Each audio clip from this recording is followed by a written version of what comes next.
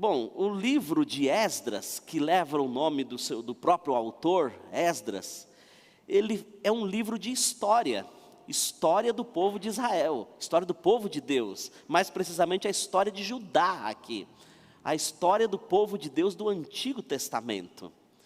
E Esdras, quando escreveu o trecho que nós leremos agora, ele estava vivendo um momento muito especial para o povo de Judá. Qual era esse momento? Era o momento da restauração espiritual de Jerusalém, restauração espiritual de Judá, do povo de Deus desse período veterotestamentário. Já havia acontecido uma reforma em Jerusalém, a reforma que era física, a reconstrução dos muros, a reconstrução do templo, mas agora tem um momento que a reforma, é o momento da reforma espiritual das pessoas. E eu falo mais sobre isso assim que lermos a partir do versículo 8. Eu vou ler na Almeida Revista Atualizada, que eu não sei qual a versão que está aparecendo ali para os irmãos, mas a Almeida Revista Atualizada é uma versão antiga, mas que é uma excelente tradução, como outras versões também são excelentes que a gente tem na língua portuguesa. Está escrito assim a partir do versículo 8. Esdras chegou a Jerusalém no 5º mês, no 7º ano deste rei, pois no 1º dia do 1º mês partiu da Babilônia, e no 1º dia do 5º mês chegou a Jerusalém, segundo a boa mão do seu Deus sobre ele. Porque Esdras tinha disposto o coração para buscar a lei do Senhor, e para a cumprir, e para ensinar em Israel os seus estatutos e os seus juízos. Esse momento histórico da vida de Esdras, que é um momento de restauração espiritual do povo, foi um momento de muita pressão sobre ele.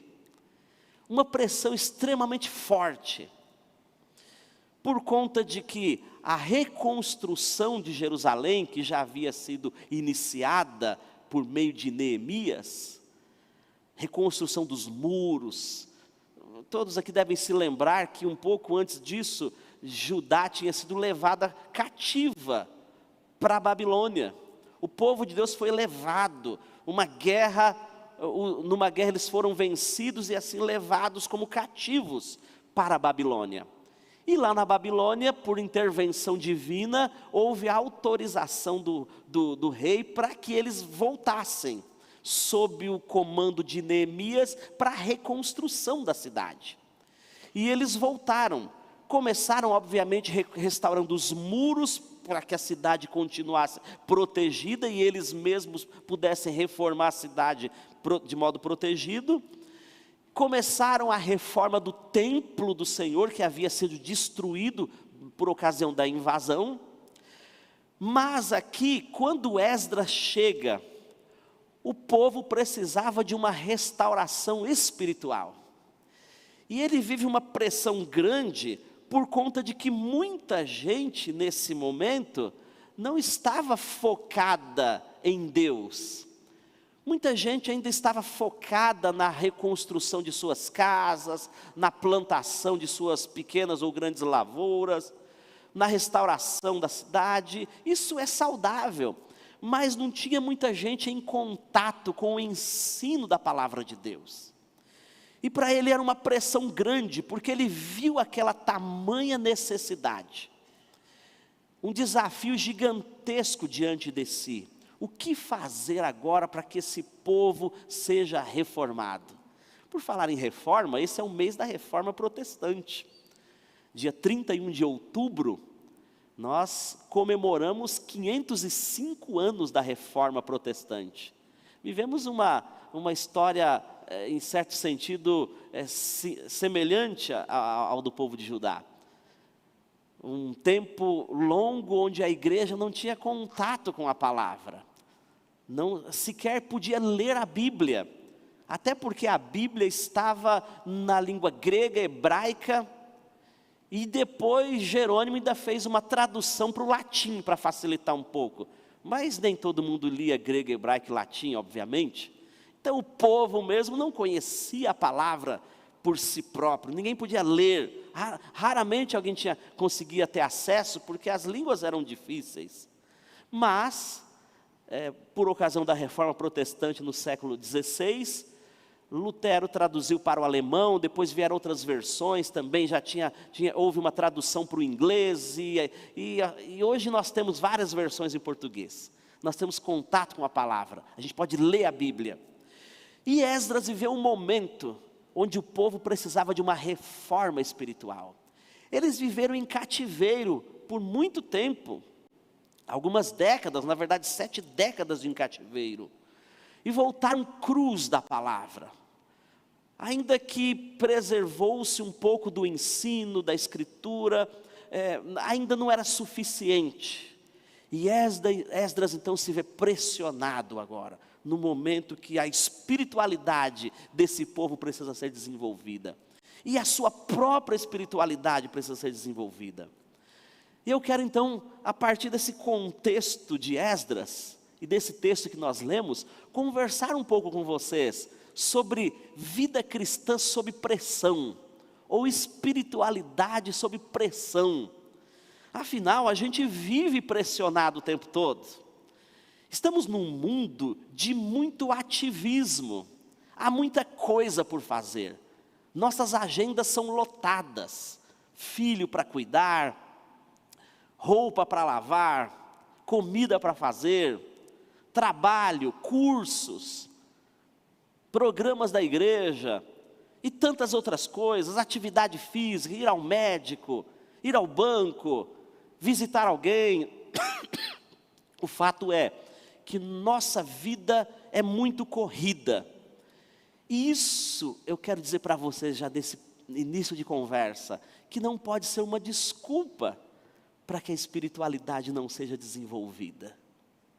E não só é a pressão do tempo, existe uma pressão também que tem a ver com o curso deste mundo, o ritmo desse mundo. Eu estou usando uma expressão do apóstolo Paulo, que Satanás é o príncipe deste mundo e que nós não podemos ver segundo o curso deste mundo, ou segundo a forma desse mundo. O mundo sem Deus tem um estilo de vida próprio, tem prioridades próprias, prioridades terreais, prioridades que passam. O mundo sem Deus está apegado àquilo que é efêmero. O mundo sem Deus tem perspectivas diferentes do cidadão do céu, diferentes daquele que tem o Senhor Jesus no coração. E é uma pressão que sofremos, é uma pressão ética. Nas universidades, quantos dos nossos jovens acabam sucumbindo, sendo derrubados da fé, por conta da pressão que lhes é feita, num mundo que agora é um pouco mais livre, já que antes no ensino fundamental e médio ele ficava mais preso, agora ele decide o que fazer, quando vai para a aula, se vai ao banheiro, se não vai, ele decide se vai estar com os amigos ou não, se vai entregar trabalho ou não. E essa liberdade de repente o coloca numa fase, difícil, se ele não souber administrar, ele acaba se perdendo. Sem contar a pressão do sistema de pensamento, porque o mundo sem Deus tem um jeito de pensar que não está sincronizado com o pensamento de Deus. Os conceitos do mundo sem Deus são conceitos antagônicos àquilo que a Escritura apresenta para nós. Portanto, há uma pressão doutrinária, uma pressão ética sobre nós, para que a gente siga o curso desse mundo. Além da nossa agenda lotada, além dessa pressão ética, doutrinária, desse movimento articulado pelo príncipe desse mundo, nós sofremos também uma pressão que nós não podemos ignorar, que é uma pressão espiritual. O diabo e seus demônios não quer que a gente conheça a palavra, não quer que a gente desenvolva nosso relacionamento com Deus. Há uma batalha espiritual nessa direção. não podemos ignorar a ação do diabo contra nós. Estamos sob pressão, esse é o fato. Fato posto, estamos todos os dias sob pressão, 24 horas por dia, somos pressionados para uma direção que não é a que Deus planejou para nós. E como nós podemos desenvolver nossa espiritualidade sob pressão? Esdras aponta o caminho para nós. Primeiro, vamos observar aqui que este homem era um homem que levava Deus a sério. Se a gente voltar um pouquinho nos versículos, aqui no início do capítulo 7, vamos ter mais informações sobre Esdras. Olha o que diz sobre ele. Passadas essas coisas no reinado de Artaxerxes, rei da Pérsia, Esdras, filho de Serafas, filho de Azarias, filho de Ilquias, filho de Salum, filho de Zadok, filho de Aitube, filho de Amarias, filho de Azarias, filho de Meraiote, filho de Zeraías, filho de Uzi, filho de Buqui, filho de Abizua, filho de Finéias, filho de Eleazar, filho de Arão, o sumo sacerdote. Este Esdras subiu à Babilônia. Bom, está aqui o roteiro genealógico dele. Filho de pessoas que já conheciam a lei do Senhor. E agora, este Esdras, este homem que tem todo um histórico de caminhada com Deus, ele era um escriba, diz o versículo 6. Ele era escriba versado na lei de Moisés. O escriba era um daqueles poucos cidadãos que sabia ler e escrever. A gente está tão acostumado no nosso tempo, pelo menos aqui em São Paulo, que quase todo mundo sabe ler e escrever, a gente se esquece de tempos sombrios, onde o analfabetismo era a coisa mais comum, onde poucos sabiam ler e escrever. E os escribas eram grandes mestres, gente versada na lei, eles aprenderam a ler e escrever. Muitos dos escribas se dedicavam a copiar os textos bíblicos, a fazerem cópias da Bíblia. Então eles eram versados, eles conheciam a palavra do Senhor que lhes estava disponível naquele momento. Já que o cânon da Bíblia não estava completamente formado, eles não tinham os 66 livros da Bíblia que temos hoje, o que se tinha era bem conhecido por Esdras, era um dedicado estudioso da Escritura Sagrada. E o texto fala que escriba versado na lei de Moisés, dada pelo Senhor Deus de Israel, e segundo a boa mão do Senhor seu Deus que estava sobre ele, o rei lhe concedeu tudo quanto lhe pedira. Deus colocou uma disposição no coração do rei, que o que Esdras pedia, para facilitar o seu trabalho com o povo de Judá, o rei permitia. Então com Esdras, vão alguns dos importantes sacerdotes. Diz o versículo 7, também saíram a Jerusalém, lá da Babilônia para Jerusalém, alguns dos filhos de Israel, dos sacerdotes, dos levitas, dos cantores, dos porteiros e dos servidores do templo, no 7º ano do rei Artaxerxes. Esdras então chega a Jerusalém com uma comitiva, ele não vem sozinho, comitiva de gente, para contribuir na reforma espiritual do povo. Agora, ao chegar então em Jerusalém, Esdras toma 3 decisões que não podem ser adiadas. Quando eu digo decisões que não podem ser adiadas, eu estou pensando em coisa muito séria. Imagine agora, infelizmente, está acontecendo uma guerra entre a Ucrânia e a Rússia. Uma guerra desastrosa, terrível. Mas, como em qualquer dessas guerras tecnológicas, que tem muita tecnologia, os soldados que estão na defesa precisam ficar muito atentos, porque se um míssil vier na direção do seu país, na sua direção, eles podem usar aqueles escudos de alta tecnologia para destruir esse míssil que está a caminho. E o soldado não pode pensar 2 vezes, aperta o botão para defender ou não. Não dá.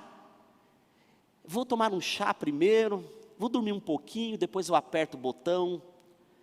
Deixa eu primeiro, hoje é minha folga, então amanhã eu aperto o botão. Não dá para fazer isso. Ele simplesmente tem que ser rápido, porque é uma decisão que não pode ser adiada, tem que ser agora, é para já.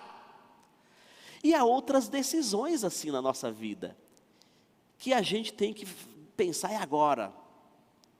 Às vezes socorrer alguém que está caindo, pais são muito bons nisso, né? Eu imagino aqui que os pais, as mães aqui já tiveram boas experiências de terem que tomar decisões rápidas para socorrerem seus filhos, caindo de algum lugar. Um dia eu consegui fazer uma coisa que acho que nunca mais eu consigo. Quando a Petra era bem pequena, nossa filhinha, ela foi cair do sofá, e eu estava sentado, e se eu não me engano, eu estava até com a perna cruzada. Quando ela foi cair do sofá, eu não pensei rápido, não é muito comum isso, mas eu pensei rápido, e levei o pé e forcei ela a fazer uma pirueta e cair de modo confortável, se é que alguém cai de modo confortável. Foi um pensamento rápido, eu não podia adiar, deixar para depois, tinha que ser rápido. E eu imagino que vocês já tiveram experiências assim, aqueles que são pais. Tem coisa que tem que ser rápida, meus irmãos. Quando a gente está sob pressão, a gente precisa agir.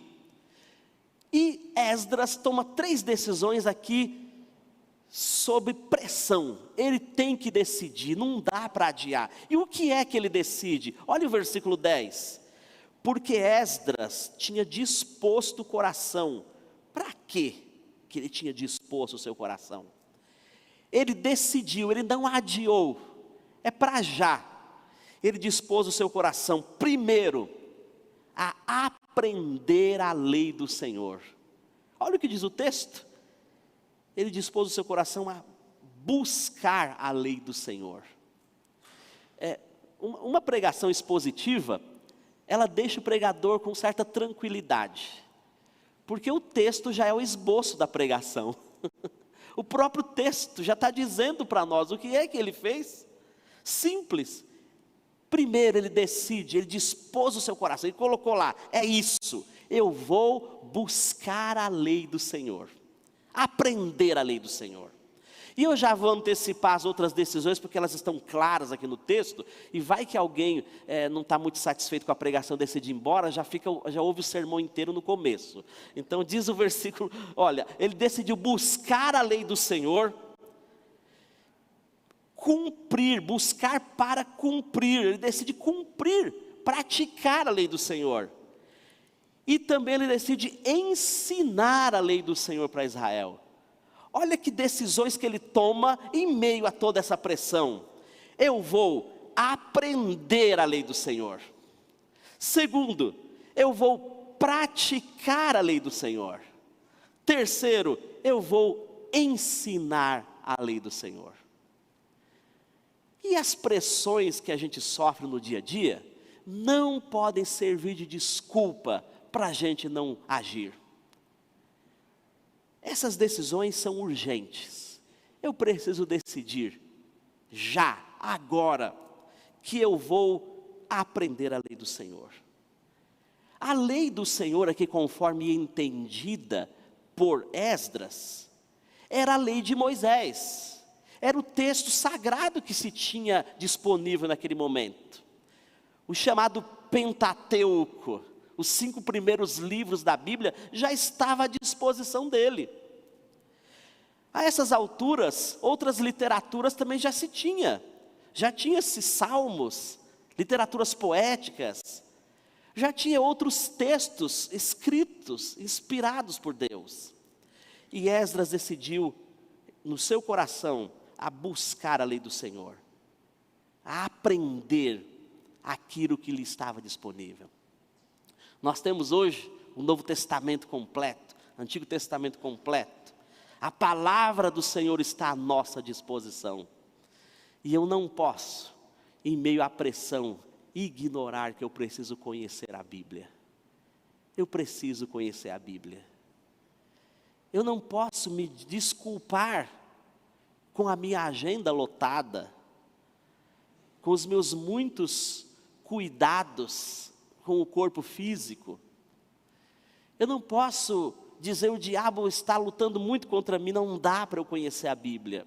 Eu tenho que tomar essa decisão de conhecer a palavra de Deus. Já parou para pensar o quanto você conhece da Escritura Sagrada? É claro, ninguém precisa, nem todos vão se tornar teólogos.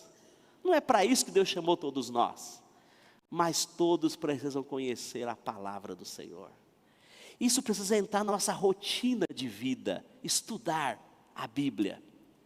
Seja estudar, lendo livro por livro, capítulo por capítulo, versículo por versículo, numa sequência. Ou pode ser estudar livros. Eu vou estudar o livro de Esdras. E estudar o livro de Esdras. Eu vou estudar agora Apocalipse. Eu vou estudar Provérbios. Pode ser assim também. Tem várias formas de estudar a Bíblia. Eu posso estudar a Bíblia sendo aluno da escola bíblica dominical, orientado por um professor que vai me ajudar a entender, a estudar a partir de temas a Bíblia. Eu posso estudar a Bíblia a partir de temas. Eu posso estudar a Bíblia no meu momento devocional, onde eu vou alimentar o coração, alimentar a alma, ler o texto, pensar sobre ele, procurar entender o sentido que o autor bíblico tinha em mente quando escreveu, aplicar para a minha vida. A gente estuda a Bíblia fazendo o que estamos fazendo aqui agora, no culto, olhando para a palavra, para conhecer.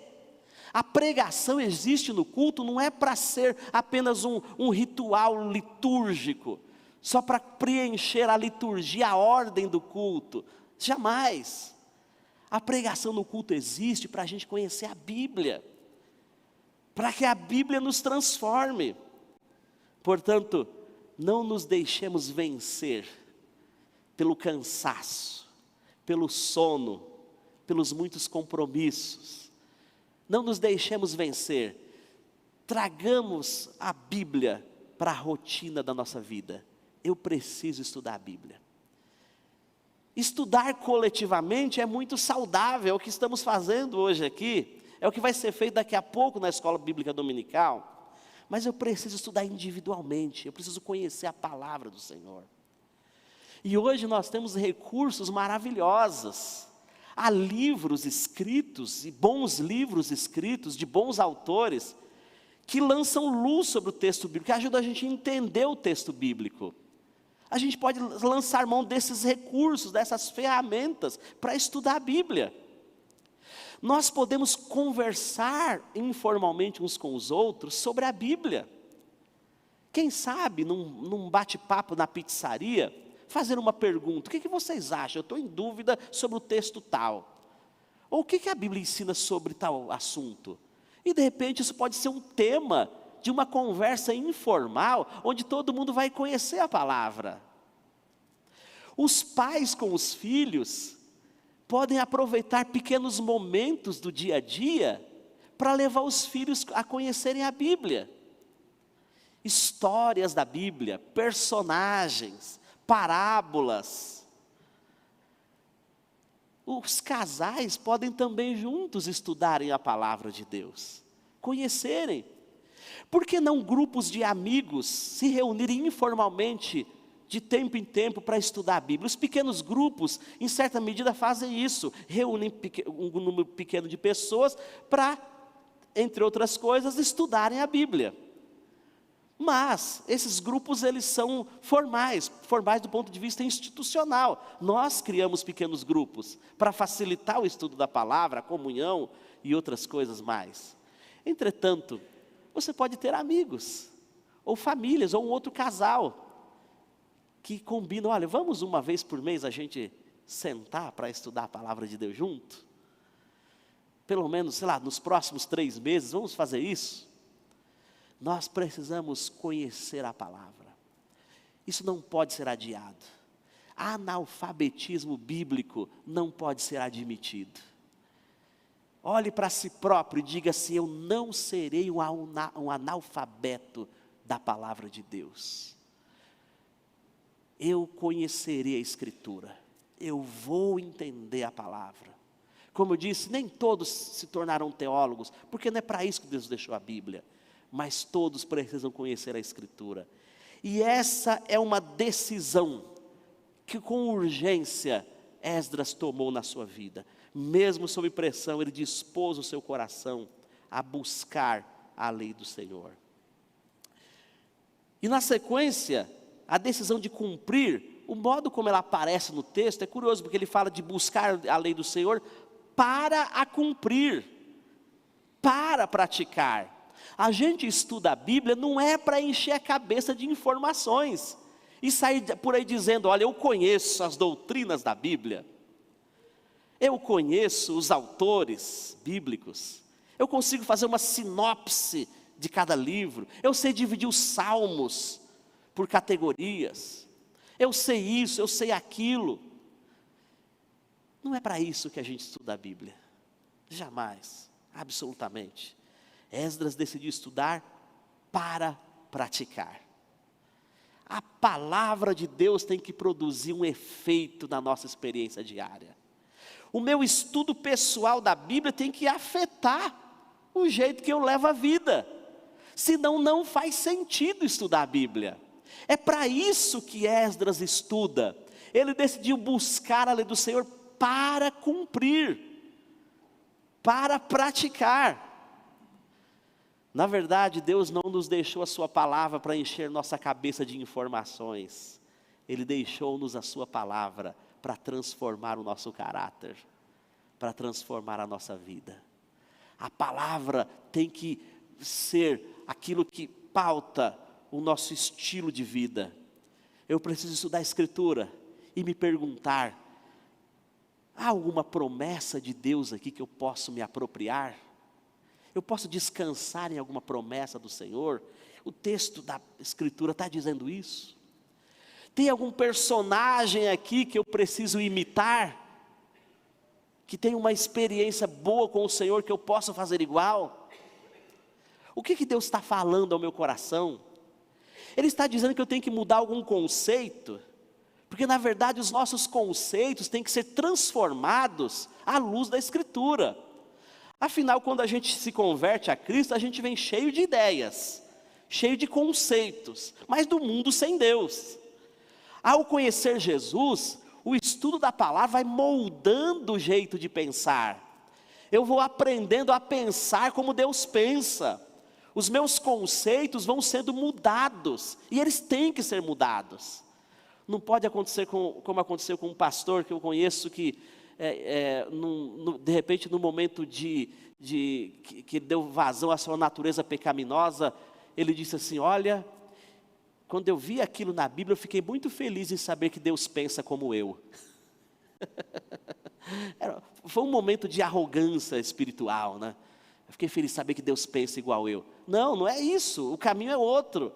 Tem que ter uma revolução copernicana aqui. Eu tenho que pensar do jeito que Deus pensa. Eu tenho que ficar feliz, porque agora sim eu estou pensando do jeito que Deus pensa. Ele é o padrão, a palavra é o padrão. É como um alinhamento de veículo. Eu não entendo nada de mecânica, de manutenção de veículos, mas tem uma coisa que eu sei.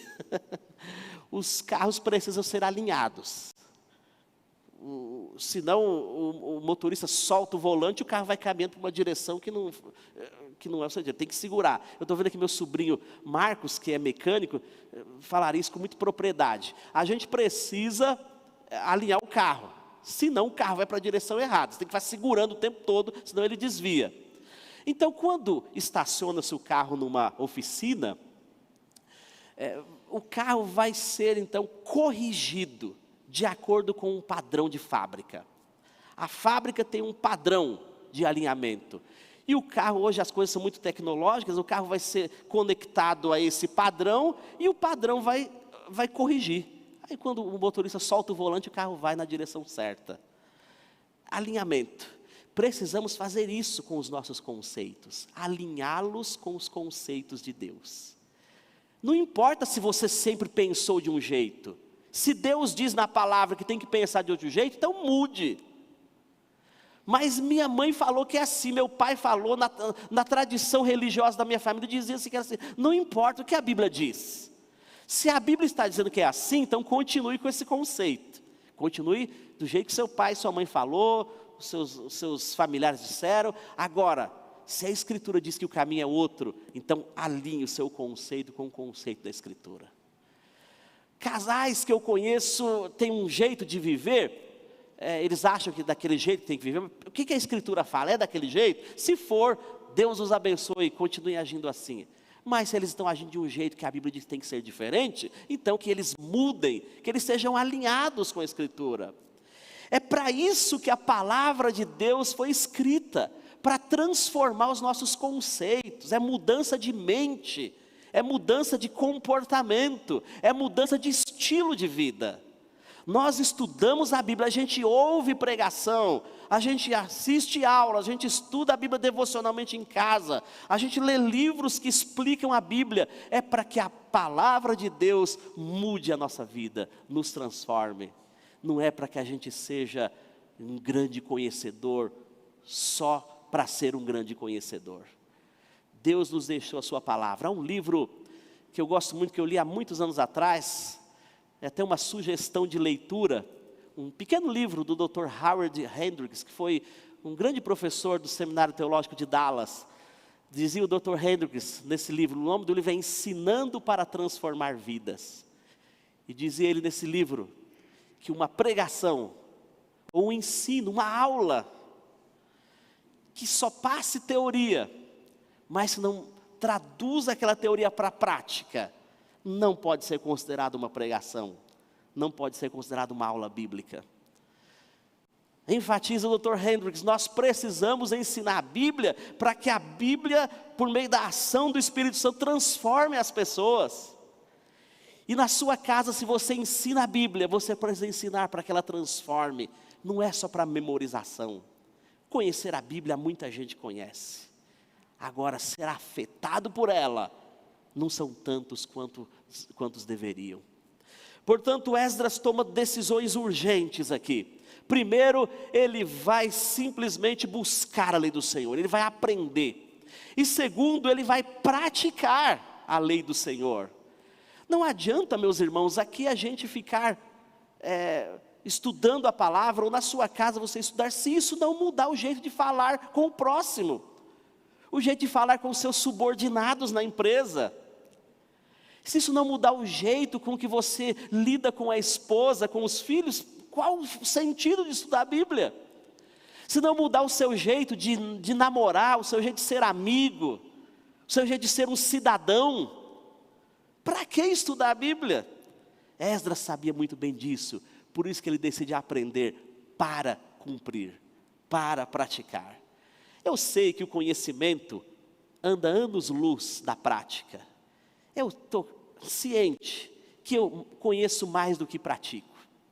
Mas eu não vou desistir de aproximar a minha experiência, a minha prática com aquilo que eu vou conhecendo da palavra. Há algumas coisas na nossa vida que a gente aprende intelectualmente, mas é um processo para aquilo se transformar em prática, em estilo de vida. Mas não desistamos, estudemos a palavra. Ainda que você se veja longe do ideal de Deus, não desista, siga em frente, que o Espírito Santo começou em nós a boa obra. E Paulo escreveu aos Efésios que aquele que começou a boa obra em nós, há de completá-la. Ele está trabalhando em nós, Ele está nos moldando. Portanto, não nos cansemos de estudar a palavra e praticar aquilo que a gente conhece. O que você sabe vai fazer toda a diferença se você transformá-lo em prática. E à medida que for conhecendo mais, conecte isso à experiência diária. Isso te fará uma pessoa muito mais parecida com Jesus, que é o nosso modelo maior. E por último, aqui no texto, nós encontramos que Neemias decidiu também no seu coração a ensinar a lei do Senhor. Ele aprende, mas ele aprende para praticar. E ele aprende não só para praticar, ele quer compartilhar isso com os outros. Ele quer que os seus amigos saibam dessas notícias tão boas, dessas ideias, desses conceitos, dessas parábolas, desses personagens, dessas doutrinas. Ele quer que os outros conheçam também. Eu não posso ser egoísta, dizer a palavra me transforma, a palavra me consola, a palavra me faz bem, a palavra faz bem para a minha família, mas e os outros?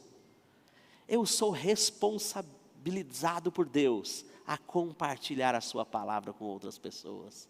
É por isso que Jesus disse: vão por todo mundo, preguem o evangelho a toda criatura, e aquele que crer e for batizado será salvo, o que não crer será condenado. Jesus disse: façam discípulos, ensinem a palavra. O apóstolo Paulo dedicou a sua vida ao ensino da palavra. Nós precisamos ensinar a palavra. No Antigo Testamento, na lei de Moisés dizia: os pais devem ensinar os seus filhos andando pelo caminho, sentado, ao deitar, ao levantar, aproveitar as oportunidades. Eu preciso ensinar a palavra no meu raio de influência. Qual é o seu raio de influência? A que pessoas você pode ensinar sobre Jesus?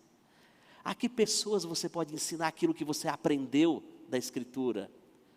Talvez gente bem perto, dentro da sua casa, morando debaixo do mesmo teto. Ou talvez vizinhos, ou talvez alguém aqui da igreja. Compartilhe o que você sabe, não para mostrar conhecimento, não por vaidade, mas para que outros cresçam com você. Fale aos outros, ensine, ajude os outros a entenderem o sentido da Escritura. É claro que nós não vamos ser pessoas que ficam falando o tempo todo. Isso é até anti-estratégico.